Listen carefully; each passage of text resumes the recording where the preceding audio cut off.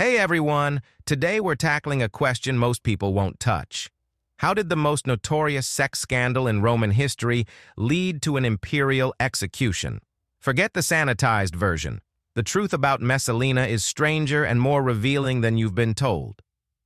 Imagine this. The most powerful woman in the world sneaks out of the imperial palace in the dead of night, while her husband, the Emperor Claudius, is away on business. Her destination, not some secret diplomatic meeting, but Rome's most infamous brothel. And what happens next will shake the empire to its core. But before we dive into that fateful night, we need to understand who Messalina was and how she acquired such remarkable power. Born Valeria Messalina around 17 or 20 CE, she came from the pinnacle of Roman aristocracy, a direct descendant of Augustus's sister Octavia on her father's side and related to Mark Antony on her mother's. This wasn't just any noble family. This was imperial blood, the kind that made ambitious Romans sit up and take notice. When Messalina was just a teenager, she caught the eye of Claudius, a member of the imperial family who had long been dismissed as the family embarrassment. With his pronounced limp, slight stammer, and tendency to drool when excited, Claudius had been sidelined by Augustus and Tiberius, treated as little more than a joke at court. But all that changed in 41 CE when, after the assassination of the Emperor Caligula, the Praetorian Guard found Claudius hiding behind a curtain and, rather than killing him, declared him emperor instead. Suddenly, the forgotten uncle became the most powerful man in the known world. And standing beside him, Messalina, his third wife, now elevated to Empress before she'd even turned 21. Let's pause here for a reality check. Ancient biographers writing decades later, often with political grudges, report all kinds of lurid stories about Messalina. These writers, particularly Tacitus, Suetonius, and Cassius Dio, weren't exactly objective journalists. They were upper-class Roman men writing for other upper-class Roman men, and they had very particular ideas about how women, especially imperial women, should behave. So when I share their allegations, remember, we're looking at politically motivated character assassination as much as we are historical record. That said, what made Messalina unique wasn't just that she allegedly had affairs. Plenty of Roman empresses were accused of that. But the sheer audacity with which she supposedly conducted them and the ways she weaponized her sexuality for power. If the ancient sources are to be believed, she didn't just take lovers. She systematically targeted influential men, compromised them, and then either kept them in her orbit as allies or eliminated them as threats. Take the case of Valerius Asiaticus, one of the wealthiest men in Rome. According to Tacitus, Messalina coveted his gardens, the magnificent gardens of Lucullus on the Pincian Hill. Rather than simply asking her husband to confiscate them, she allegedly seduced Asiaticus, then turned around and accused him of plotting against Claudius. The emperor, trusting his wife implicitly, had Asiaticus executed without a proper trial. The gardens became imperial property and Messalina's personal playground. But here's where it gets interesting. While Messalina was accumulating power through manipulation and alleged seduction, Claudius was genuinely reforming the empire. He expanded citizenship rights, incorporated Gauls into the Senate, built massive infrastructure projects including a new harbor at Ostia, and even personally judged legal cases with remarkable fairness. He was, by many objective measures, a surprisingly competent emperor. The problem? He was completely blind to what was happening in his own household. While he was expanding the empire and administering justice, his wife was allegedly turning the imperial palace into a center of intrigue, blackmail, and political elimination. The disconnect between the public Claudius, the emperor adding territories to Rome's map, and the private Claudius, the man apparently oblivious to his wife's activities, created a dangerous power vacuum at the heart of the empire. Into this vacuum stepped not just Messalina, but her rival Agrippina the Younger, Claudius's niece who watched from the wings, plotting her own path to power. But that's getting ahead of our story. First, we need to understand just how Messalina operated in this ecosystem of imperial power. Because the Night of the 25 Lovers didn't happen in isolation, it was the culmination of years of increasingly brazen behavior. And to understand that, we need to look at how a teenage empress built a network of spies, informants, and compromised senators that would make modern intelligence agencies jealous. In imperial Rome, the real power often lay not with the person wearing the purple, but with those who had his ear. And nobody had Claudius's ear quite like Messalina. Let's talk about the Roman concept of imperial power for a second. On paper, the emperor held absolute authority, but in practice, power was distributed through a complex web of patronage, family connections, and proximity to the throne. The emperor couldn't personally oversee everything in an empire stretching from Britain to the Middle East. He relied on trusted advisors, family members, and officials to be his eyes and ears. For Claudius, this reliance was even more pronounced. Having spent most of his life as the family outcast, he had limited experience in government when he suddenly became emperor at age 50. He leaned heavily on his freedmen, former slaves who served as his personal secretaries, and crucially, on his young wife. Messalina grasped something fundamental about Roman politics that many missed. Controlling access to the emperor meant controlling the empire itself. While hostile sources claim she was busy with lovers, what she was really accumulating was information, the currency of power in imperial Rome. Here's how it worked. A senator or official wants something from the emperor, a position, a judgment, a land grant. But to get to Claudius, they have to go through his inner circle. And increasingly, that meant going through Messalina. Want that governorship in Gaul? Better make sure the Empress supports you. Need a favorable ruling in a property dispute? Perhaps a donation to Messalina's building projects would help your case. This system of access and favors wasn't unique to Messalina. It was how Rome had always operated. But what made her approach distinctive was how she reportedly combined this traditional patronage system with sexual politics to create a dual mechanism of control. According to ancient sources, if you were a wealthy or powerful man in Claudius's Rome, you might receive a disturbing invitation, one impossible to refuse.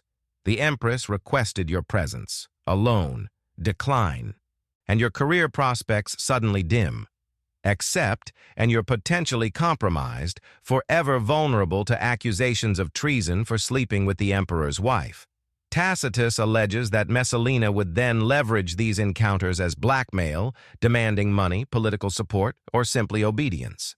Those who refused to play along or who threatened her position found themselves facing treason charges, with Messalina whispering accusations in Claudius's ear.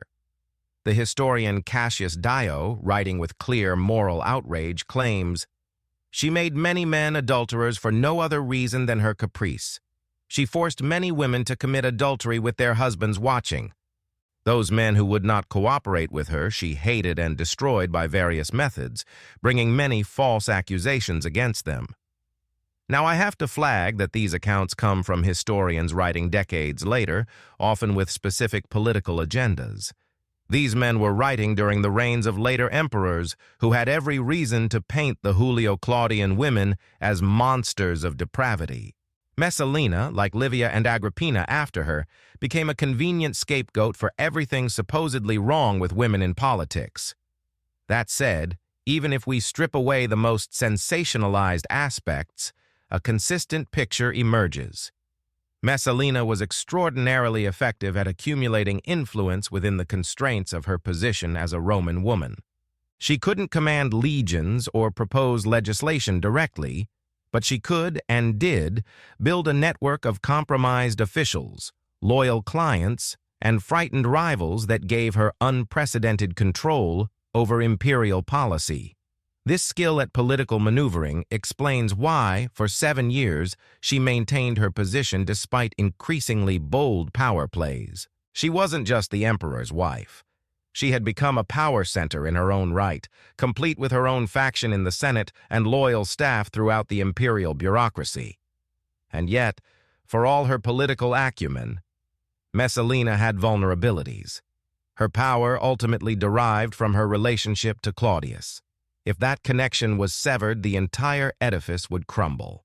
She also faced the challenge that confronted all Roman imperial women, producing a male heir. While she had given Claudius 2 children, Octavia and Britannicus, only her son could secure her position long-term. As long as Britannicus was young and Claudius lived, she was safe.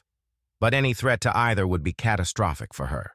This precarious foundation helps explain why, after years of allegedly risky behavior, Messalina finally took a gamble so outrageous it shocked even her jaded contemporaries. Because while manipulating access to the emperor was traditional politics, what happened in October of 48 CE was unprecedented in Roman history, a direct challenge to the very concept of imperial authority. But before we get to that fateful night, we need to understand one more key player in this drama. Gaius Silius, the man whose breathtaking good looks and naked ambition would help trigger the final crisis.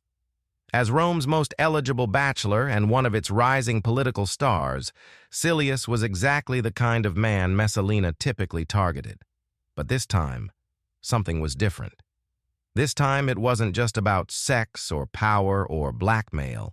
This time, if our ancient sources are to be believed, it was about something far more dangerous in imperial Rome: love. Imagine you're Gaius Silius, consul-designate, set to hold Rome's highest office the following year.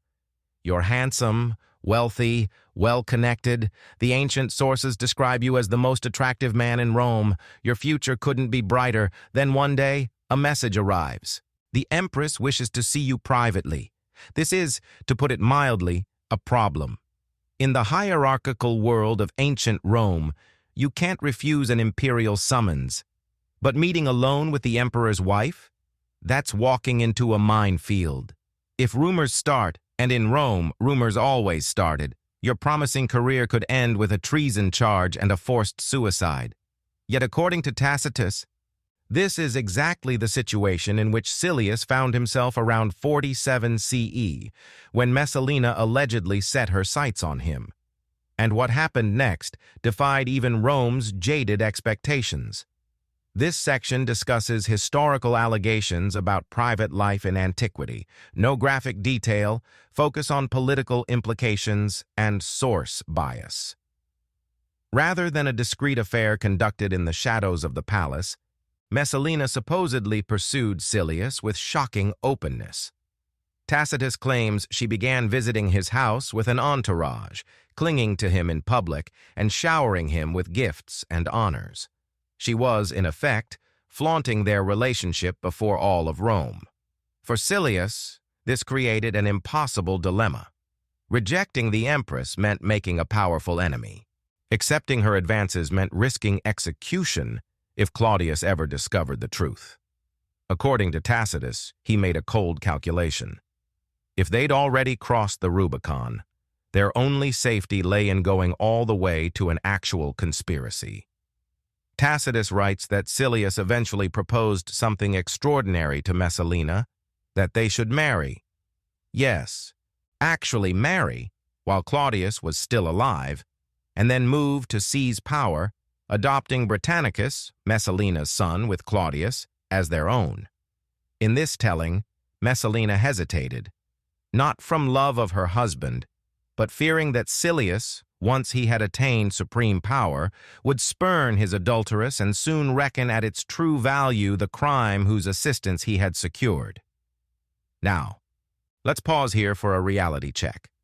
This account from Tacitus strains credulity.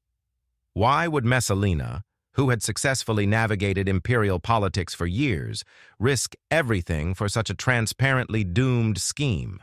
And why would Silius, on the cusp of becoming consul, throw away his career for what amounts to suicide by emperor? Some modern historians suggest alternate explanations. Perhaps Silius and Messalina were indeed plotting against Claudius, but more subtly, planning to eliminate him and rule as regents for the young Britannicus. Or perhaps the entire affair was fabricated or exaggerated by Messalina's enemies at court to destroy her.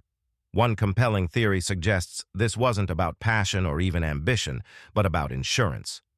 By publicly compromising herself with Silius, Messalina bound him to her irrevocably. If Claudius died or was overthrown, always a possibility in imperial Rome, Silius would be her protection in the chaotic aftermath. The marriage might have been a private loyalty ritual rather than a legal ceremony. Whatever the truth, what's clear is that by 48 CE, the relationship between Messalina and Silius had become the worst-kept secret in Rome. Everyone, except Claudius, seemed aware of it. The emperor, absorbed in his administrative duties and trusting his wife completely, remained oblivious to the whispers circulating through every level of Roman society. This created a pressure cooker situation. The imperial freedmen who managed Claudius's daily affairs, Narcissus, Pallas, and Callistus, found themselves in an increasingly untenable position. These weren't just secretaries, they were among the most powerful men in the empire, controlling access to Claudius and amassing enormous personal wealth along the way. Each had to decide, remain loyal to Messalina, who might soon have a new husband, or risk everything by alerting Claudius. For a time they hesitated. According to Tacitus, they debated whether they should try to divert Messalina from her passion for Silius by secret threats while suppressing everything else. Then, fearing they would be implicated in the ruin, they abandoned this plan. The freedmen's dilemma highlights something fascinating about imperial politics. Often, the most consequential decisions were made not by the emperor or his wife, but by these former slaves who understood the machinery of government better than their nominal masters. Their hesitation, and the eventual decision by Narcissus to act, would shape the empire's future as much as any battlefield victory. As autumn of 48 CE approached, the situation grew increasingly unstable. Messalina's behavior reportedly became more erratic, Silius more ambitious, and the court more fractured between their supporters and detractors. Something had to give.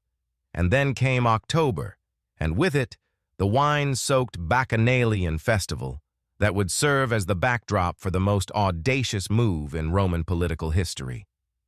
With Claudius conveniently away in Ostia supervising the new harbor construction, Messalina and Silius prepared for a performance that would shock even decadent Rome. The stage was set for the infamous night that would finally answer the question, just how far could an empress go before the empire struck back? October in ancient Rome wasn't just another month. It was Bacchanalian season. As the grape harvest ended, Romans celebrated with the festival of Bacchus, god of wine and ecstasy. For a few chaotic days, social norms loosened, wine flowed freely, and even the elite participated in revelry that would be unthinkable the rest of the year. It was during this festival atmosphere in 48 CE that Messalina allegedly made her most breathtaking power play. With Emperor Claudius safely occupied in Ostia, some 20 miles from Rome, supervising construction of his new harbor, Messalina reportedly seized the moment. According to Tacitus, she organized not just any celebration, but a full mock wedding ceremony between herself, the sitting Empress of Rome, and Gaius Silius, the consul-designate. Hostile sources allege that what followed was essentially an imperial wedding, but with Silius replacing Claudius as groom. Witnesses were present. A marriage contract was allegedly signed. The traditional sacrifices were made, followed by a banquet and all the expected ceremonial elements of a Roman upper-class wedding, including, if we're to believe Tacitus, the formal escorting of the bride to the groom's house for the wedding night. This section discusses historical allegations about private life in antiquity, no graphic detail, focus on political implications and source bias. Tacitus describes the scene with barely contained moral outrage. Messalina had now grown so wildly indifferent to her reputation that she contracted a formal marriage with Gaius Silius. She went through all the conventional ceremonies, the sacrificial offerings, the wedding feast, the bridal couch, in the presence of witnesses who sealed the marriage contract, all as if it were open and legal. The historian notes that even in Rome, where scandal was practically a spectator sport, this ceremony left people speechless. I am well aware that it will seem like a fable that any human being should have been so reckless in the midst of a community that knew everything. Much more that a consul-designate and the emperor's wife should have met, with witnesses present, to seal a contract for what one might call legitimate destruction. Now, was this actually a legal marriage? Absolutely not. Under Roman law, a woman couldn't marry a second husband while the first still lived. But legality wasn't really the point. This was a symbolic act of extraordinary political significance, a public repudiation of Claudius's authority and, potentially, a declaration of intent to replace him. And it wasn't just any symbolic act. According to the ancient sources, this wedding was followed by what might be the most infamous party in Roman history, the night that allegedly featured Messalina taking on 25 lovers in succession, competing against a professional prostitute to see who could accommodate more men in a single night. Ancient biographers writing decades later, often with political grudges, report that Messalina won this contest. Modern scholars treat this as contested, more likely political propaganda than historical fact. These kinds of sexual allegations were standard character assassination techniques in Roman politics, especially against women who wielded influence. Similar stories circulated about Cleopatra and Julia, Augustus's daughter, women whose sexuality was weaponized against them in historical memory. That said, something extraordinary clearly did happen during Claudius's absence. Something so public and so outrageous that it forced a confrontation that had been brewing for years. What's perhaps most remarkable is not the alleged behavior itself, but the sheer number of people who must have been involved. This wasn't a discreet tryst. It was a full society event with dozens, perhaps hundreds of witnesses. Aristocrats, freedmen, slaves, all watching as the Empress of Rome publicly transferred her allegiance from the reigning emperor to his potential replacement. Why would so many participate in or witness what amounted to treason? Fear, opportunity, and momentum all played a role. Once the ceremony began, staying meant complicity, but leaving meant marking yourself as an enemy of what might be the next imperial regime. Many likely calculated that Claudius, old, seemingly oblivious, and often underestimated, would be overthrown upon his return to Rome, making Messalina and Silius the power brokers of the new order. Others may have participated simply because they believed Messalina already held the real power in Rome, and this ceremony merely formalized the reality they'd lived with for years. After all, hadn't she already demonstrated her ability to destroy enemies and elevate friends regardless of what Claudius wanted? But not everyone at the wedding was a supporter. Among the guests were those gathering intelligence for people who had very different plans for Rome's future, people who saw in this outrageous ceremony not an opportunity, but a weapon to bring down a woman who had dominated imperial politics for too long. Chief among these observers were agents of Narcissus, Claudius's trusted freedman and secretary. While Messalina celebrated her new marriage, Narcissus was methodically assembling the evidence he would need to finally break Claudius's trust in his wife. The imperial freedman understood something crucial that Messalina, in her apparent confidence, had overlooked. Symbols matter in politics, and she had just handed her enemies the most powerful symbol imaginable. As night fell over Rome and the celebration reached its peak, messengers were already racing toward Ostia, carrying news that would jolt Claudius out of his administrative routine and force him to confront the reality he had been avoiding for years. The woman who shared his bed had just publicly replaced him in a mock wedding that the entire city was talking about. The response to this news would determine not just Messalina's fate, but potentially the future of the empire itself. Because now, finally, Claudius would have to choose between his wife and his throne, between family loyalty and imperial authority, between forgiveness and punishment. And as dawn broke over Rome, no one, not even Messalina, could be certain which way he would go. Dawn after the Bacchanalian celebration. While Messalina reportedly slept in Silius's house, events were already in motion that would shatter her world. In Ostia, Narcissus had made his move. Imagine being Claudius that morning. You're focused on your harbor project, a massive engineering undertaking that will secure Rome's grain supply for generations. Suddenly, your trusted freedman Narcissus bursts in with several women in tow, women from your household who have risked everything to bring you news. Your wife, they tell you, has publicly married another man. In Rome, yesterday, with witnesses, while you were away. According to Tacitus, Claudius's first reaction was confusion, then questions. Was he still emperor? Was Silius still a private citizen? It's a strangely passive response that speaks volumes about Claudius's character and the bizarre power dynamics of his marriage. Narcissus, seeing hesitation, pressed his advantage. He brought forward more witnesses who described not just the wedding, but years of manipulation, infidelity, and abuse of power. Then he played his master stroke. He reminded Claudius of all the men who had died based on Messalina's accusations, men who, perhaps, had been eliminated not for treason against the emperor, but for resistance to the Empress. This was the moment when the private scandal became a public crisis.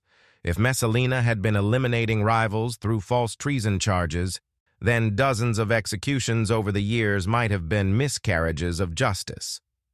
For Claudius, who prided himself on his fairness as a judge, this was an intolerable thought. Something shifted in the emperor. He ordered immediate departure for Rome, taking with him not just Narcissus, but also Lucius Vitellius, father of the future emperor, and other trusted advisors. This would not be a private marital spat. This would be a state matter, addressed with the full weight of imperial authority.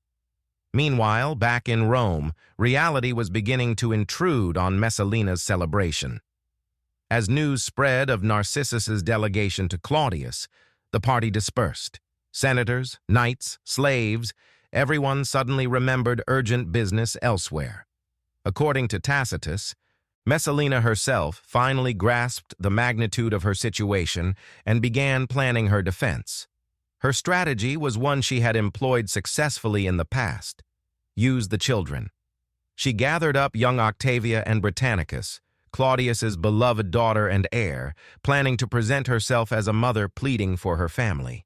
She also dispatched Vibidia, the eldest of the Vestal virgins, to demand that Claudius hear his wife's defense, a shrewd move as the Vestals held enormous religious authority in Rome. Then she set out on foot through the city toward Ostia, the Empress of Rome, walking through the streets like a common citizen, accompanied by only 3 people. Everyone else had abandoned her. It was a stark illustration of how quickly power could evaporate in imperial Rome. But Messalina never reached Ostia. On the road, she encountered Claudius's party returning to Rome. The emperor was in the same carriage as Narcissus, who had maintained a death grip on his attention, continually reinforcing the narrative of betrayal and conspiracy to prevent any softening toward Messalina. When the Empress approached the imperial carriage, Narcissus ensured that Claudius's attention was diverted with documents detailing her alleged crimes. Her calls went unanswered, even when Vibidia approached demanding that the emperor not condemn his wife unheard. Narcissus interceded, promising that Claudius would hear Messalina later, a promise he had no intention of keeping. This moment on the road reveals the true power structure of Claudius's regime. The Empress, for all her alleged influence, could be blocked from even speaking to her husband by a former slave who controlled the flow of information. The supposed all-powerful woman of Rome couldn't even get past the emperor's secretary. As Claudius's party continued toward Rome, Narcissus took no chances. Rather than bringing the emperor to the palace where Messalina had reigned for years, he diverted the carriage to Silius's house, where he had arranged for Claudius to see physical evidence of the wedding and, more damning, items from the imperial household that Messalina had allegedly given to her lover. According to Tacitus, Claudius was then taken to the Praetorian camp, surrounding himself with armed guards loyal to the office of emperor rather than to Messalina's network. There, he delivered a brief, uncharacteristically blunt speech. He confirmed the reports of Messalina's betrayal, but focused particularly on Silius's ambition, portraying himself more as a wronged emperor than a wronged husband. Then came the purge. Execution orders were issued for Silius and for anyone significantly involved in the wedding ceremony. Tacitus reports that Claudius ordered no investigation, held no trial, and heard no defenses. The men who had attended Messalina's wedding were simply rounded up and killed one after another. Silius, to his credit, faced death with dignity, asking only that it be swift. Others reportedly begged and pleaded, but the outcome was the same. By nightfall, the Roman elite had been decimated, not by external enemies, but by an internal scandal that exposed the fault lines in the imperial system. But conspicuously absent from the death warrants was one name, Messalina herself. Claudius, despite his rage at the co-conspirators, had given no explicit order regarding his wife. This omission would create a dangerous vacuum, one that Narcissus, having come too far to leave anything to chance, would quickly move to fill. Because the freedmen understood what perhaps Messalina herself had forgotten.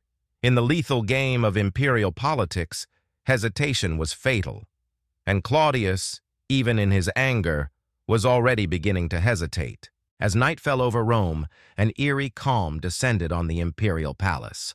The executions of Silius and the other conspirators had been carried out with brutal efficiency.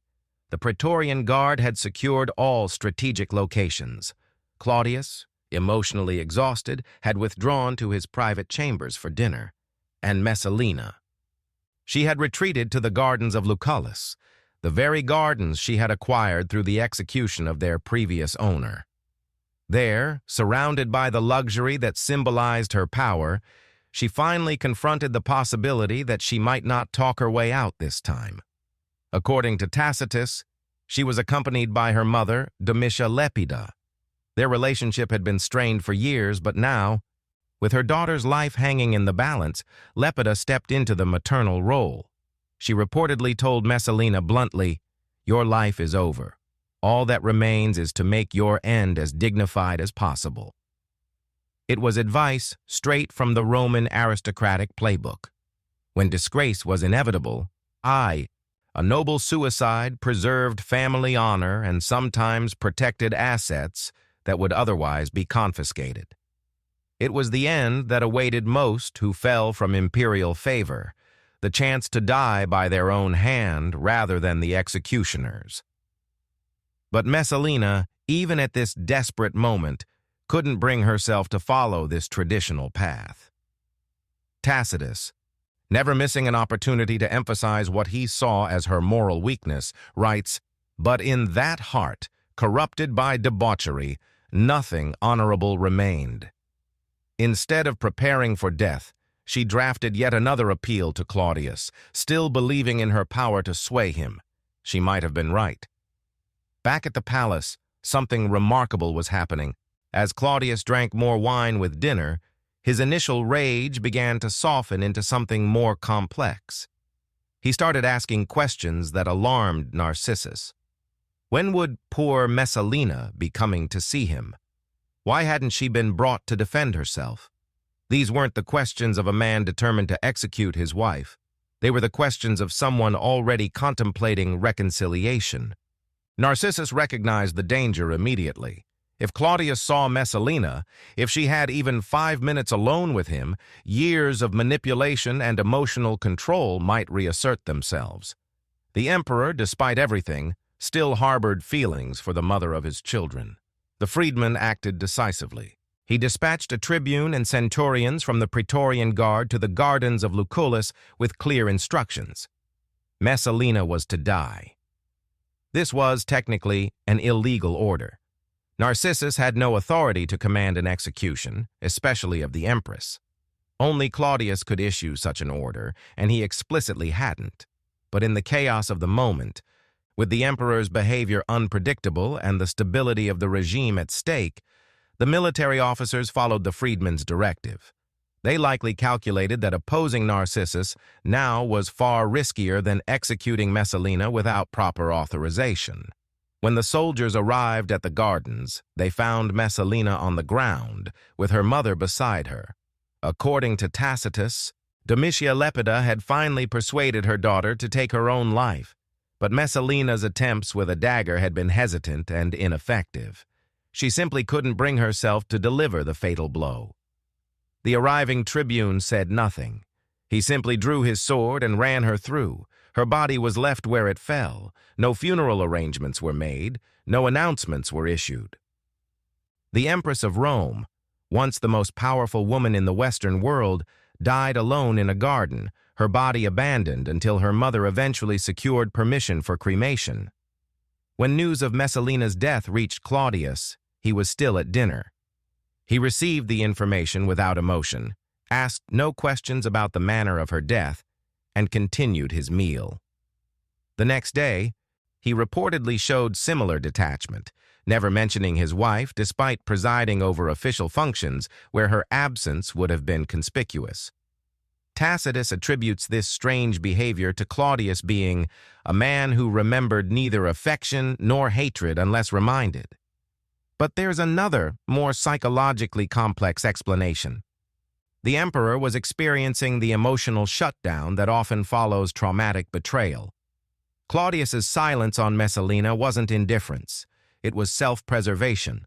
By never speaking of her, he could avoid confronting the full magnitude of her betrayal and his own blindness. Rather than engage with the painful reality that the mother of his children had publicly humiliated him and potentially plotted his overthrow, he simply erased her from his conscious awareness. Roman politics moved on with breathtaking speed. Within days, discussions had already begun about who would become the next empress. The leading candidates were Aelia Paetina, Claudius's former wife, Lolia Paulina, briefly married to Caligula, and Claudius's own niece, Agrippina the Younger. The palace freedmen, flush with their victory over Messalina, each backed different candidates. Narcissus supported Paetina, while Pallas championed Agrippina. The jockeying for position revealed an uncomfortable truth about Claudius's regime. The emperor might make the final decision, but the freedmen would determine his options. Meanwhile, in the Senate, a different kind of political processing was underway. Decrees were passed to remove Messalina's name from public monuments and to erase her image wherever it appeared. This damnatio memoriae, condemnation of memory, was Rome's ultimate posthumous punishment, an attempt to erase someone not just from life, but from history itself.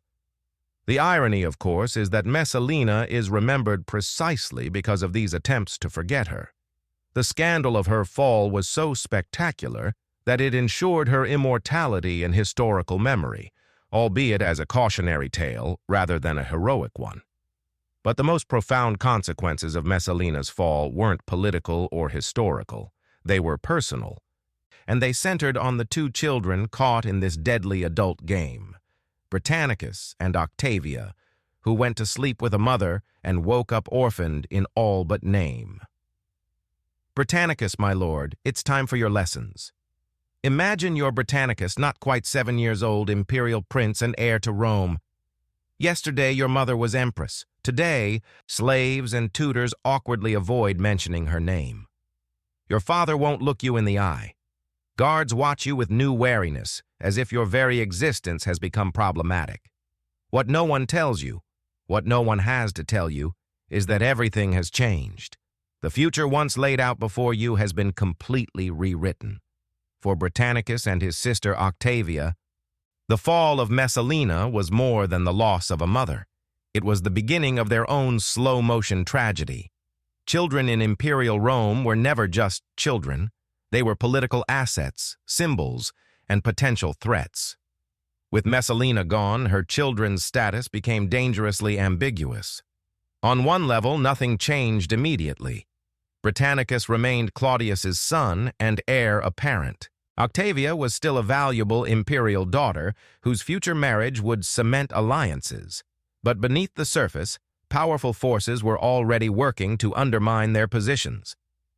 Chief among these was Agrippina the Younger, who quickly emerged as the frontrunner to become Claudius's fourth wife. Niece of the emperor, yes, that was problematic even by Roman standards, sister of Caligula, and mother of the future Nero, Agrippina represented the bloodline of Germanicus, Rome's beloved general. She also represented something more immediate, a direct threat to Britannicus's inheritance. Agrippina had her own son, Lucius Domitius Ahenobarbus, later called Nero, 3 years older than Britannicus and already showing the charisma that would eventually define his reign. If Agrippina became empress, the competition between these two boys would be inevitable and lethal. Within the palace, the first signs of this future conflict emerged almost immediately after Messalina's death. Servants and tutors who had been loyal to Britannicus's mother were gradually replaced with those sympathetic to Agrippina. The boy's access to his father became increasingly restricted. His public appearances grew rarer. Meanwhile, Nero, still called Lucius at this point, began receiving the kinds of honors and attention typically reserved for the acknowledged heir. According to Tacitus, even before Agrippina formally married Claudius, she was working to position her son as the emperor's successor. The wedding itself required special dispensation, as marriages between uncles and nieces were considered incestuous under Roman law. But the Senate, eager to please the emperor, or perhaps more accurately, eager not to displease him, passed a special decree making such unions legal.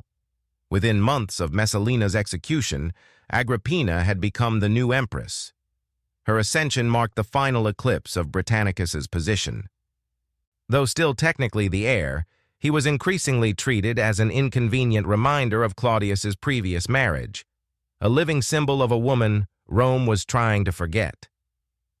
Tacitus paints a particularly poignant scene at a public festival where both boys were present. When Nero received enthusiastic applause from the crowd, Britannicus was virtually ignored. Rather than being upset, Claudius reportedly smiled at this disparity, pleased to see his stepson so popular and apparently oblivious to what it meant for his biological son. This public symbolism was matched by private reality. Britannicus was gradually isolated from anyone who might be loyal to him rather than to Agrippina. Even his biological father became increasingly inaccessible, with Agrippina serving as gatekeeper to the emperor. By 50 CE, just 2 years after Messalina's death, the transformation was complete. Claudius adopted Nero as his son, giving him equal legal standing with Britannicus. Soon after, Nero was married to Octavia, Britannicus's sister and Messalina's daughter, cementing his position in the imperial family through both adoption and marriage. The final insult came in the order of names. After the adoption, Nero was placed ahead of Britannicus in all official contexts, a clear signal of succession preference despite the latter's claim by birth. The son of Messalina had been effectively displaced by the son of Agrippina. What makes this story particularly tragic is Britannicus's youth. Throughout these political machinations, he was still a child, watching his world transform around him without any power to intervene. His fate was sealed not by his own actions or character, but by the scandals and ambitions of adults playing a game whose rules he barely understood. We get one small window into his emotional experience through an anecdote from Tacitus. Apparently, during the Saturnalia festivities, Rome's equivalent of Christmas, when social hierarchies were temporarily inverted, Nero was chosen as the king of the feast, a ceremonial position that allowed him to give commands to the other participants. When his turn came, Nero ordered Britannicus to stand in the middle of the room and sing a song, a deliberate humiliation designed to make the younger boy look foolish before the assembled company. Instead of faltering, Britannicus performed a poem about being driven from his father's house and robbed of his rightful position. The guests fell silent, momentarily struck by the raw truth coming from this child's mouth. It was quickly covered over with more drinking and celebration, but for a brief moment, the injustice of Britannicus's situation had been laid bare. It wouldn't save him. When Claudius died in 54 CE, possibly poisoned by Agrippina, though historical sources differ, Nero ascended to the throne. Britannicus, now 13, became not just irrelevant, but dangerous, a potential rallying point for anyone dissatisfied with the new emperor. Within months, he too was dead, allegedly poisoned during a dinner with his stepbrother. According to Tacitus, the poison was so potent that Britannicus fell silent mid-sentence and died on the spot. Nero claimed it was an epileptic seizure, a condition Britannicus had supposedly suffered from since childhood. Few believed this explanation, but no one dared challenge it. Britannicus was buried that same night in a hastily arranged ceremony during a rainstorm, the last scion of Messalina erased from Rome's future just as thoroughly as his mother had been erased from its past. The parallel fates of mother and son highlight one of Rome's harshest political realities. There was no distinction between family drama and state policy. The fall of an empress didn't just change her own life, it rewrote the destiny of her children, reconfigured the imperial succession, and ultimately altered the course of the empire itself. And it all began with that fateful Bacchanalian celebration and the scandal that even Rome couldn't ignore. Let's step back from the tragic ends of Messalina and her children and ask a broader question. What does this whole sordid episode actually tell us about imperial Rome? On one level, it's a simple morality tale. Pride goes before a fall, crime doesn't pay. Don't marry another guy while your husband, the emperor, is out of town. But dig deeper, and this scandal reveals fundamental truths about power, gender, and representation in the ancient world that still resonate today. First, there's the matter of historical reliability. Everything we know about Messalina comes from sources written decades after her death by men who never met her. Men writing under later dynasties with every political reason to portray the Julio-Claudian women as monsters. Tacitus, Suetonius, and Cassius Dio weren't objective historians. They were crafting narratives that justified their own era's power structures. When these writers depict Messalina as sexually insatiable, they're not just describing an individual, they're articulating a Roman fear about what happens when women gain political influence. The alleged nymphomania attributed to Messalina serves as a metaphor for female political ambition, an appetite deemed unnatural and destructive to the state. This propaganda technique wasn't unique to Messalina. Almost every politically active woman in Roman history was accused of sexual misconduct. Cleopatra, Livia, Agrippina, Julia, all were portrayed as using sex for political advancement, their bodies becoming metaphorical battlegrounds for male anxieties about power. The specific accusations against Messalina, brothel visits, sex competitions, using sexuality to destroy enemies, follow a template used against other powerful women. They're not necessarily factual accounts, but rather stock elements from the Roman character assassination playbook. That's not to say Messalina was innocent of all wrongdoing. Something extraordinary clearly did happen with Silius, an event so public and so outrageous that it forced a confrontation. But the caricature of Messalina as history's most depraved empress says more about Roman attitudes toward female power than about Messalina herself. Which brings us to a second insight: the structural constraints on female power in ancient Rome. Women couldn't hold official positions. They couldn't vote. They couldn't command legions. But they could, and did, exercise enormous influence through proximity to male power, especially within the imperial household. Messalina's alleged strategies, using sex, manipulation, and access to the emperor, weren't random moral failings. They were the only tools available to women in a system that denied them formal authority. When official pathways to power are closed, unofficial ones emerge by necessity. This pattern appears repeatedly throughout history. When societies formally exclude women from power structures, influence flows through informal channels, bedrooms, salons, family connections. The methods condemned in women like Messalina were direct responses to the limitations imposed upon them. Then there's the matter of Claudius himself. Traditional accounts portray him as a passive dupe, oblivious to his wife's machinations. But this characterization contradicts what we know about his general competence as emperor. The man who conquered Britain, reformed the civil service, and expanded citizenship rights was hardly a complete fool. A more nuanced reading suggests Claudius might have practiced selective awareness, deliberately overlooking Messalina's behavior as long as it didn't threaten his position. This arrangement, tacit permission for the Empress's activities in exchange for her political support, worked until the Silius marriage made public what could no longer be ignored. This interpretation shifts our understanding of their relationship from simple deception to complex complicity.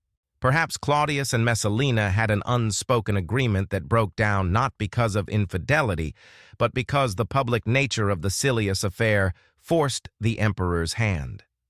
There's also the crucial role of the freedmen, Narcissus, Pallas, and Callistus, whose influence highlights the complexity of Roman power structures. These former slaves controlled access to the emperor, managed imperial communications, and ultimately shaped state policy more directly than most senators. The fact that Narcissus could order the execution of the Empress without explicit imperial authorization reveals the shadow governance system operating alongside official hierarchies. The freedmen weren't just secretaries. They were power brokers whose networks and information control made them kingmakers in their own right. Finally, there's the insight this episode offers into imperial succession politics. Messalina's fall wasn't just a personal tragedy. It created a power vacuum that Agrippina filled, altering the imperial succession and ultimately placing Nero, not Britannicus, on the throne. This change had profound consequences. Nero's reign, with its artistic flamboyance, megalomaniacal building projects, and eventual descent into tyranny, represented a radical departure from what a Britannicus administration might have been. The scandal that began with a Bacchanalian celebration ended up redirecting the entire trajectory of the Roman Empire. So what's the real story of Messalina? Was she the sexual predator described by ancient sources? A capable politician using the only tools available to her? A scapegoat for male anxieties about female power? Or something more complex? A young woman thrust into imperial politics who miscalculated fatally in a system that afforded her no margin for error? The truth, as always in history, lies somewhere in the messy middle. What we can say with certainty is that the traditional portrayal of Messalina as simply a sex-crazed villain fails to capture the political complexities of her position and the systematic biases in our sources. Her story serves as a reminder that history is written not just about the past, but in service of the present, and that women's lives, especially powerful women's lives, have often been reduced to sexual cautionary tales rather than political narratives in their own right. The Night of 25 Lovers, whether literal or metaphorical, didn't just end Messalina's life. It ensured that for the next 2,000 years, her complex reality would be flattened into a one-dimensional stereotype, her political agency obscured by titillating scandal. In that sense, the Damnatio Memoriae worked, not by erasing Messalina from history, but by ensuring she would be remembered not as she was, but as her enemies needed her to be. Let's talk about legacy. After Messalina's execution, the Senate ordered her name chiseled off monuments, her statues destroyed, and her image removed from public view. Yet here we are, nearly 2,000 years later, still discussing her. The attempt to erase her failed spectacularly, but succeeded completely in defining how she would be remembered. For centuries, Messalina became shorthand for female sexual depravity. Renaissance writers used her as a stock character representing lust. Paintings depicted her in brothels. The 1951 film Messalina marketed itself with the tagline, "The story of the most evil woman in the world." As recently as 1977, the punk band The Damned released a song called Messalina, Messalina, with lyrics about insatiable desire. But something interesting has happened in recent decades. As historians have applied feminist analysis to ancient sources, Messalina has undergone a re-evaluation. Modern scholars now approach the ancient accounts with healthy skepticism, recognizing the political motivations behind portrayals of imperial women. This revisionist view doesn't necessarily rehabilitate Messalina as a moral paragon, but it does contextualize her actions within the limited options available to women in imperial Rome. When official power is inaccessible, unofficial influence becomes the only alternative. What ancient male writers condemned as manipulation and seduction can be reinterpreted as strategic maneuvering within structural constraints. The Night of 25 Lovers, if it happened at all, reads differently when viewed not as mere debauchery, but as a performance of power in a system where women had limited ways to display authority. Even the marriage to Silius can be seen as a desperate political gambit rather than romantic recklessness. This reinterpretation raises uncomfortable questions about how we judge historical women. Men who seized power through violence are called great. Alexander, Caesar, Napoleon. Women who used the tools available to them, marriage, sexuality, influence, are labeled manipulative or immoral. The double standard transcends time and culture. But Messalina's legacy extends beyond gender politics to something more fundamental: the gap between historical reality and historical memory. The Messalina who lived and breathed and schemed in the imperial palace has been lost to us, replaced by a character who serves various cultural needs across time. For the Flavian and Antonine writers who gave us our primary sources, Messalina represented everything wrong with the Julio-Claudian dynasty they had replaced. For medieval moralists, she embodied female sin requiring control. For modern popular culture, she offers titillating scandal from a safe historical distance. None of these versions capture the actual woman. The real Messalina, her thoughts, fears, ambitions, and calculations, remains inaccessible, buried beneath layers of projection and propaganda. We know what she symbolizes, but we can never truly know who she was. This is the fundamental tragedy of Messalina's story. Not just that she died young or fell from power, but that her actual self was erased so thoroughly that even contemporary attempts to reclaim her narrative must work from hostile sources. The Damnatio Memoriae didn't just erase her from public monuments, it erased her perspective from history. And yet, paradoxically, this very erasure ensured her immortality. Had Messalina lived out her life as a respected empress, she might be a minor footnote today. Instead, the spectacular nature of her fall guaranteed her a permanent place in cultural memory, even if that place is largely fictional. There's something both disturbing and fascinating about this immortality through infamy. The Senate could destroy Messalina's statues, but they couldn't destroy the idea of Messalina, the cautionary tale, the boundary crosser, the woman who dared too much. In trying to erase her, they ensured she would be remembered forever. This pattern extends far beyond Messalina herself. Throughout history, attempts to obliterate troublesome figures from memory have often preserved them more effectively than official honors. The more dramatic the erasure, the more intriguing the erased becomes to subsequent generations. Which brings us back to the night that started it all. The Bacchanalian celebration and mock wedding that shattered Messalina's world. What really happened that night? Was it truly the orgiastic spectacle described by hostile sources? A calculated political move that backfired? A religious ritual misinterpreted by enemies? We'll never know with certainty. The Night of 25 Lovers exists now as both historical event and cultural myth, impossible to disentangle. What matters is not the literal truth of what occurred, but what this event reveals about Roman politics, gender dynamics, and the construction of historical narrative. In the end, perhaps the most accurate way to understand Messalina is as a case study in the dangers of wielding unofficial power in official spaces. Without the protection of constitutional authority, influence derived from proximity is always vulnerable to sudden collapse. When Messalina's relationship with Claudius fractured, she had no institutional position to fall back on, only networks of loyalty that proved remarkably fragile in crisis.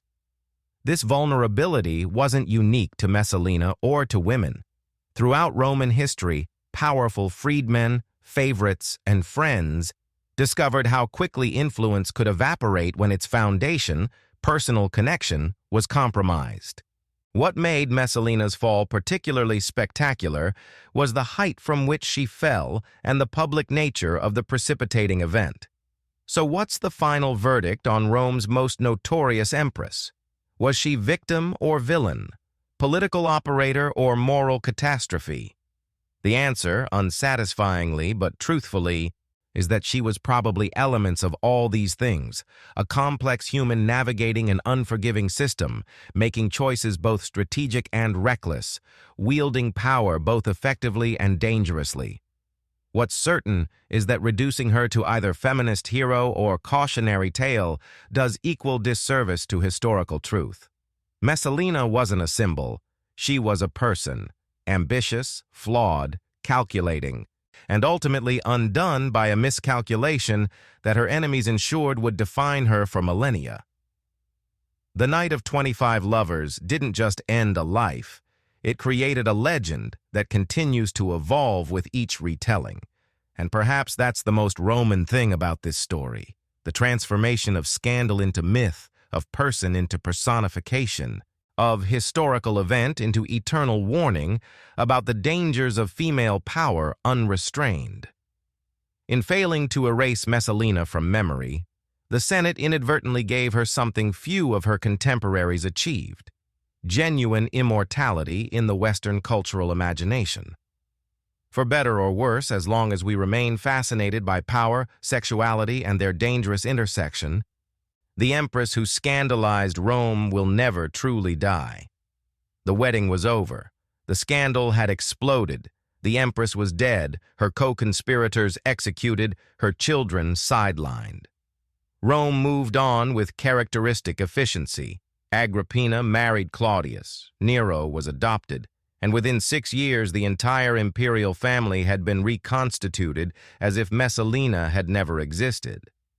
But something fundamental had changed in Roman politics, something that would reverberate through the remaining years of the Julio-Claudian dynasty and beyond. The Messalina affair had exposed the fiction at the heart of the Principate, that the emperor was both family man and state institution, that personal and political spheres could be neatly separated. When Messalina married Silius in that mock ceremony, she shattered this fiction irreparably. The private humiliation of Claudius became instantly, unavoidably public. The personal betrayal transformed into state crisis. The line between bedroom and Senate house, between family drama and treason, vanished completely. This collapse of boundaries wasn't incidental to Roman imperial politics. It was fundamental to how the system operated. Unlike modern governments with their formal institutions, the Roman Principate functioned through a complex web of personal relationships centered on the emperor. Family members weren't just relatives, they were extensions of imperial authority itself, which is why Messalina's actions were so destabilizing.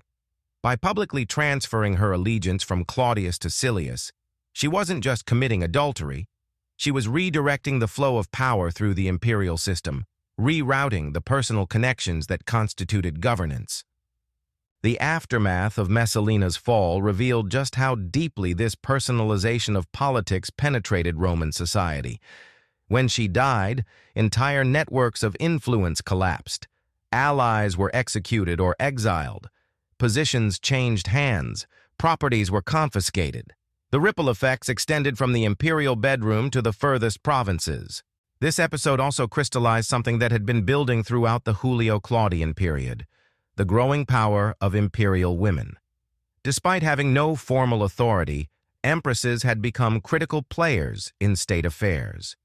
Through their influence over the emperor, control of household access, and management of marriage alliances, they shaped policy more effectively than many senators. Messalina's fall didn't diminish this female influence. If anything, it emphasized its importance.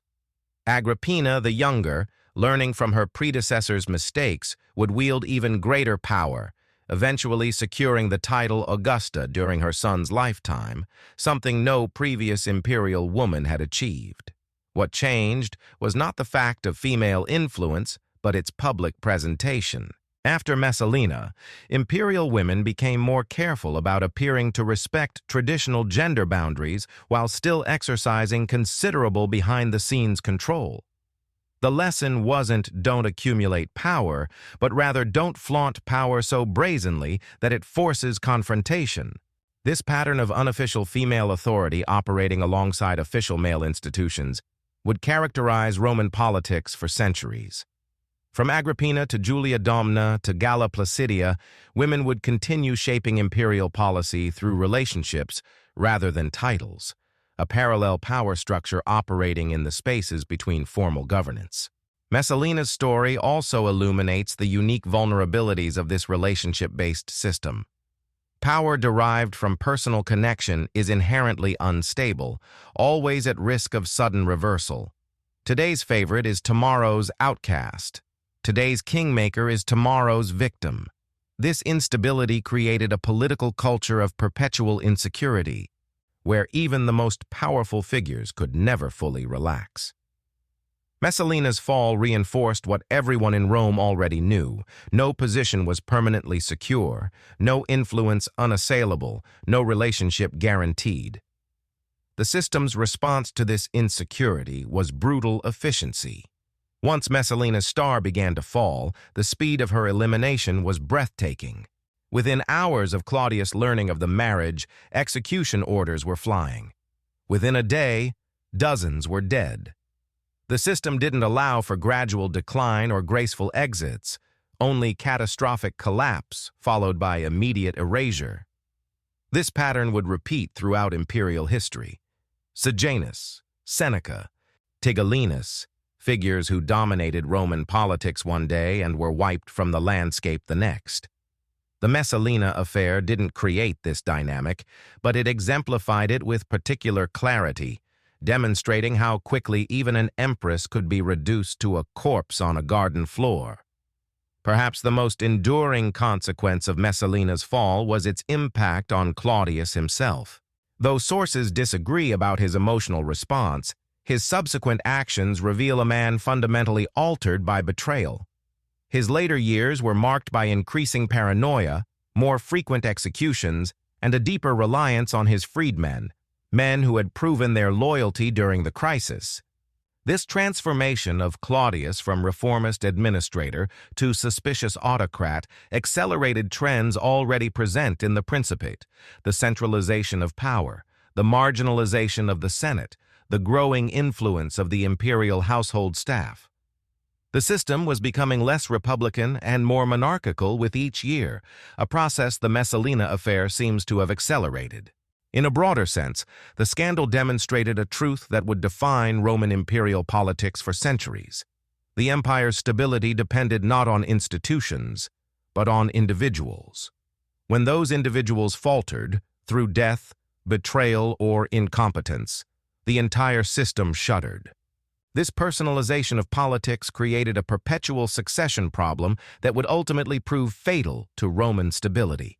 Without clear institutional mechanisms for transferring power, each transition became a potential crisis, often resolved through violence rather than procedure. The very system that gave Messalina such extraordinary informal influence, governance through personal relationship rather than formal office, also ensured that imperial politics would remain permanently unstable, permanently vulnerable to the kinds of personal drama that transformed her private choices into state crises. Which brings us back to that Bacchanalian celebration in October 48 CE. In the final analysis, what made the Night of 25 Lovers so significant wasn't the alleged debauchery, but the public nature of the transgression, the way it forced private behavior into the political sphere, compelling a response that might otherwise have been avoided. The scandal wasn't that an imperial woman took lovers. Roman history suggests this was hardly unprecedented. The scandal was that she did so with such flagrant disregard for appearances that even Claudius, who had overlooked years of alleged infidelity, could no longer maintain the fiction of ignorance. In this sense, Messalina's true crime wasn't sexual but political. She broke the unspoken rule that imperial misbehavior must maintain plausible deniability. By marrying Silius in a public ceremony with witnesses, she eliminated the emperor's option to look the other way, forcing a confrontation that would destroy her and transform the empire.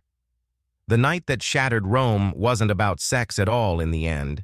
It was about power, how it flows, how it's displayed, and how quickly it can disappear when the delicate balance of public performance and private reality collapses under the weight of ambition, miscalculation, and the unforgiving machinery of imperial politics.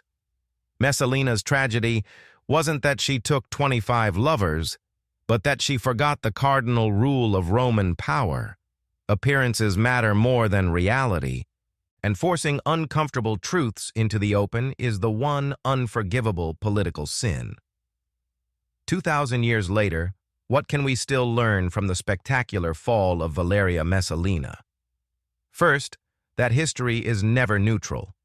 Everything we know about Messalina comes filtered through sources written by men who never met her, working decades after her death, crafting narratives to serve contemporary political needs. The Messalina of history books isn't a person, but a construction, a cautionary tale about female sexuality assembled from political propaganda, moral panic, and male anxiety. This doesn't mean we should dismiss the ancient accounts entirely. Something extraordinary clearly happened in October 48 CE, something so public and so outrageous that it forced a confrontation between Claudius and his wife. But the lurid details, particularly the Night of 25 Lovers, likely say more about Roman attitudes toward female power than about Messalina herself. Second, that power operates differently for those excluded from formal authority. Throughout history, when women, minorities, and other marginalized groups have been barred from official positions, influence has flowed through unofficial channels, bedrooms, drawing rooms, personal relationships. What looks like manipulation from one perspective might be strategic navigation of structural constraints from another. Messalina couldn't command legions or propose legislation, but she could, and did, build networks of obligation, leverage proximity to the emperor, and use the tools available to her within a system designed to exclude her. The methods condemned by ancient sources were rational responses to the limitations imposed upon her. Third, that political systems based on personal relationships are inherently unstable. The Roman Principate functioned through a complex web of connections centered on the emperor, with power flowing through family ties, friendships, and patronage rather than formal institutions. This personalization of politics created extraordinary opportunities for figures like Messalina, but also extraordinary vulnerabilities. When governance depends on relationships rather than rules, a personal betrayal can trigger political collapse. The line between private scandal and public crisis blurs. Family drama becomes state emergency, and those whose power derives from proximity rather than position find their influence evaporating the moment that proximity is compromised. Fourth, that authoritarian systems create performance pressures that distort behavior. In imperial Rome, Appearance often mattered more than reality. What counted wasn't what you did, but what you were seen to do, or more precisely, what you could be plausibly denied to have done. Messalina's fatal error wasn't taking a lover, but taking one so publicly that it forced confrontation. The system could accommodate private transgressions, but not public ones that threatened the emperor's dignitas, his personal honor inextricably linked to state authority. By staging a mock wedding with witnesses, Messalina crossed the line from deniable indiscretion to undeniable challenge. Fifth, that historical memory is selective and often serves present needs rather than past realities. The Messalina who emerges from ancient sources isn't a complete person, but a collection of traits useful for specific narrative purposes.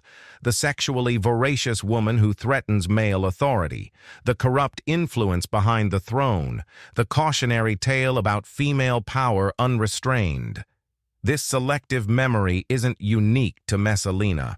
Throughout history, women who wielded influence have been flattened into stereotypes: the seductress, the manipulator, the hysteric.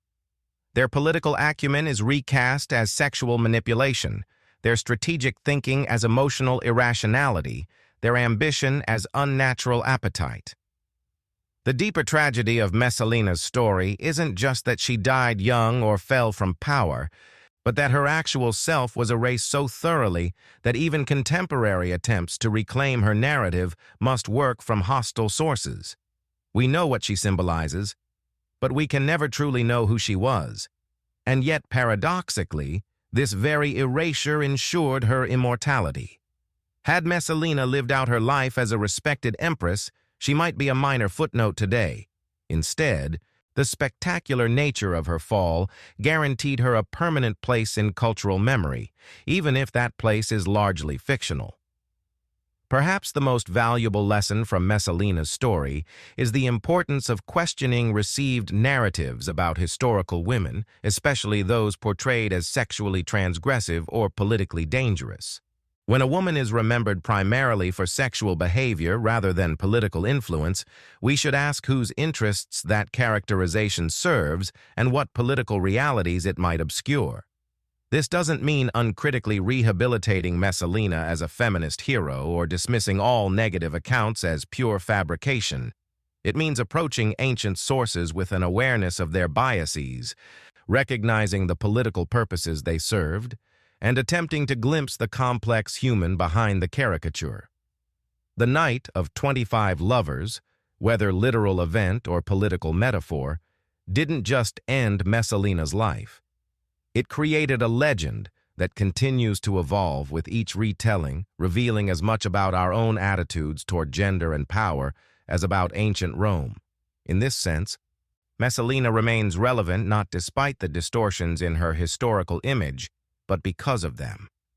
The gap between her actual life and her posthumous reputation illuminates how societies transform complex women into simple cautionary tales, a process that didn't end with the fall of Rome. So the next time you encounter a historical woman remembered primarily for sexual scandal rather than political agency, remember Messalina. Remember how easily influence is reframed as manipulation, ambition as appetite, and strategic maneuvering as moral failing. Remember that history is written by the survivors, not the executed, and that damnatio memoriae sometimes works not by erasing a person from memory, but by ensuring they are remembered not as they were, but as their enemies needed them to be.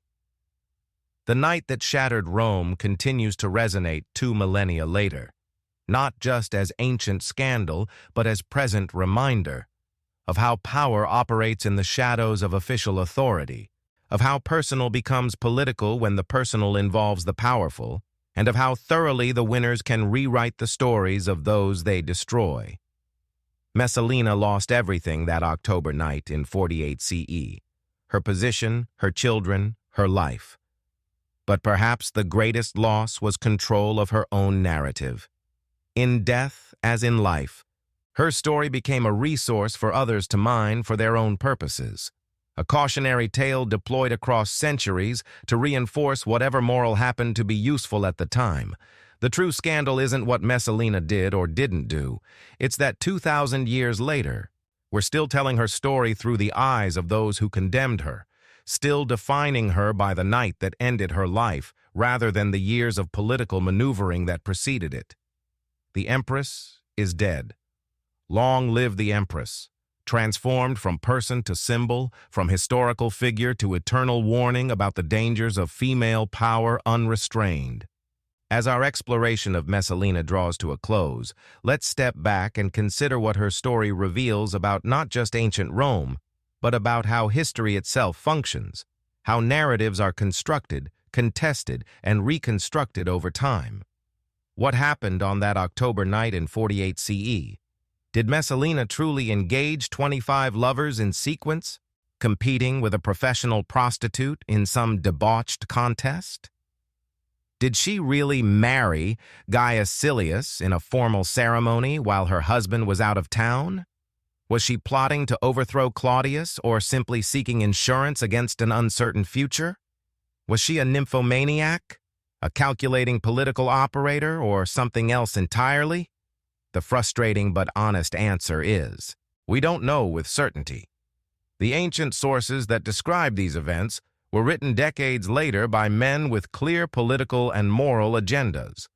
They weren't objective journalists, but aristocratic Romans crafting narratives that served their conception of proper social order, narratives in which sexually and politically assertive women featured as threats to be contained.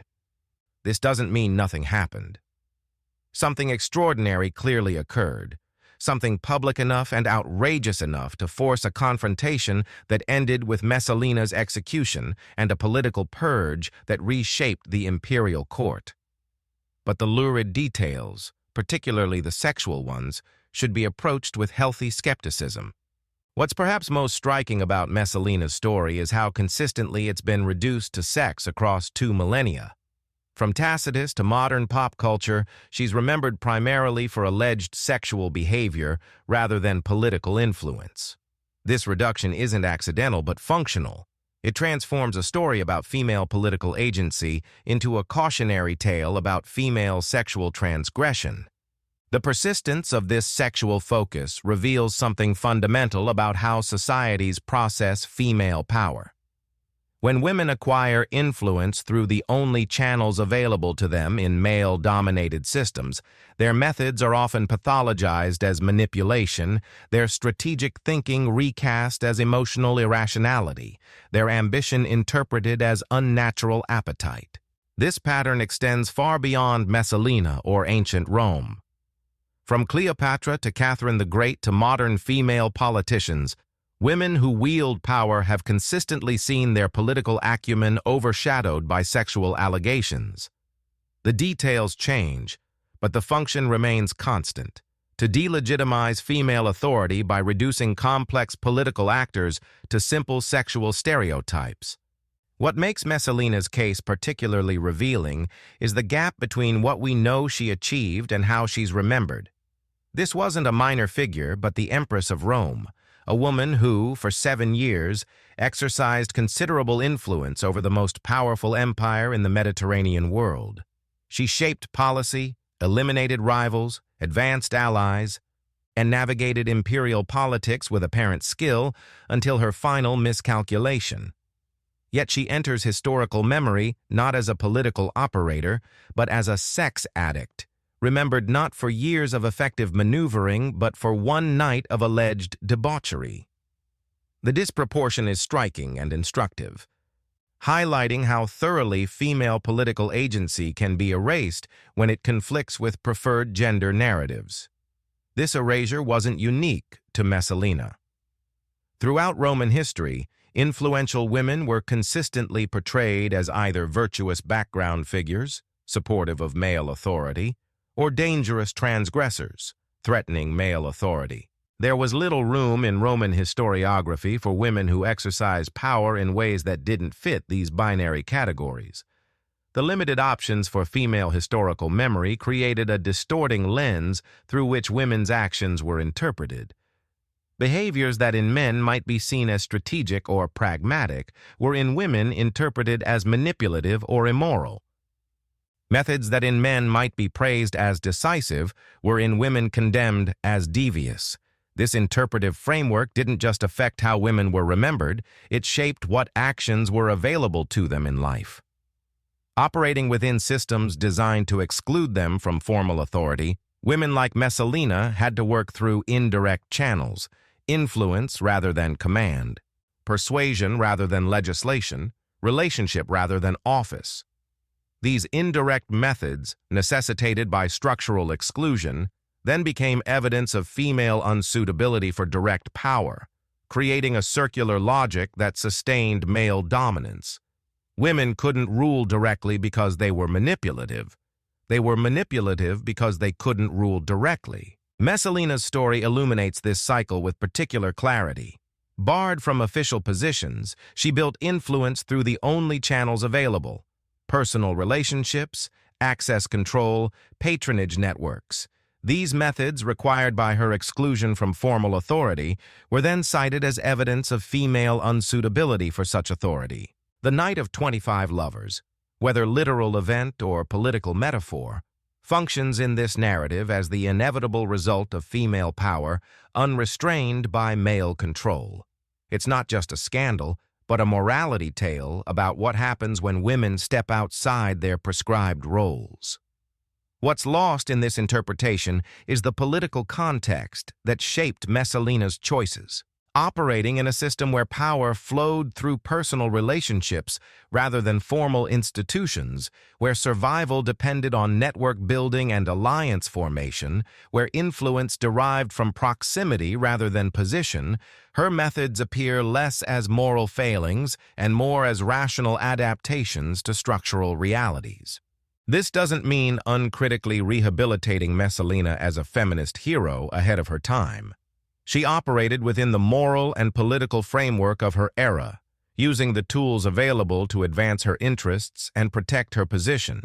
Those interests weren't necessarily aligned with modern values, and her methods could be brutal by any standard. But it does mean recognizing that the traditional portrayal of Messalina as simply a sex-crazed villain fails to capture the political complexities of her position and the systematic biases in our sources. It means approaching ancient accounts with an awareness of their purposes and limitations, reading against the grain to glimpse the complex human behind the caricature. The Night That Shattered Rome continues to fascinate, not because of its alleged sexual excess, but because it represents a moment when the personal and political collided with spectacular consequences, when private behavior became public crisis, when individual choices altered imperial trajectories. In this sense, Messalina's story isn't really about sex at all. It's about power, how it flows through official and unofficial channels, how it's accumulated and lost, how it shapes both public policy and private behavior. The Night of 25 Lovers matters not for its lurid details, but for what it reveals about the fragility of influence that depends on personal connection rather than institutional position. As we conclude this exploration, perhaps the most valuable takeaway isn't any specific claim about what Messalina did or didn't do, but a broader awareness of how historical narratives function, how they're shaped by contemporary needs, how they reflect the biases of their creators, and how they transform complex humans into simplified symbols. The Messalina who lives and breathes and schemes in the imperial palace has been lost to us, replaced by a character who serves various cultural needs across time. But by recognizing the constructed nature of this character, we open space for a more nuanced understanding, not just of one Roman empress, but of how power, gender, and historical memory intersect across centuries. The Night of 25 Lovers didn't just end Messalina's life. It created a legend that continues to evolve with each retelling. And in that evolution, we can trace not just the contours of ancient scandal, but the persistent patterns of how societies process female power, patterns that didn't end with the fall of Rome, but continue to shape our understanding of gender and authority today. In the end, Messalina's story serves as a reminder that history is written not just about the past, but in service of the present, and that women's lives, especially powerful women's lives, have often been reduced to sexual cautionary tales rather than political narratives in their own right. By recognizing these patterns, we gain not just better understanding of ancient Rome, but sharper insight into how similar dynamics continue to operate in our own era. Insight that allows us to approach both historical and contemporary narratives about powerful women with more critical awareness and deeper contextual understanding. The Empress is dead, but the questions her story raises about power, gender, and historical memory remain very much alive. Questions that continue to resonate across the centuries, connecting ancient scandal to contemporary concerns in ways that make Messalina's tragedy feel surprisingly modern, despite the 2 millennia that separate her world from our own.